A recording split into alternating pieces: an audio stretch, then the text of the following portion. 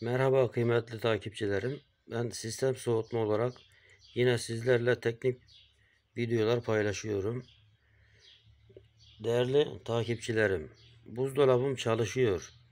Lakin buzdolabım çalıştığında garip sesler geliyor diyorsanız, örneğin garip gelen ses e, bazı dolaplarda baykuş sesini andıran bir ses gelir. Bu ses cihazınızın arızalı olduğuna işaret değildir. Panik yapmanıza hiç lüzum ve gerek yok. Bu gelen sesin kaynağı dolabımızın alt kısmında bulunan soğutucu fanından geliyor. Bunun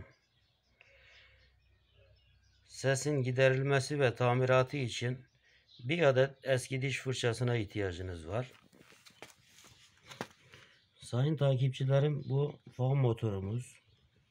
Bakın, fan motorumuzun mili burada arkadaşlar. Burayı fırçalıyoruz. Milin olduğu kısmı. Şu an tam net çıkıyor mu bilmiyorum. İkinci işlemimiz sprey yağımız arkadaşlar. Alıyoruz. Fanımızın mil kısmına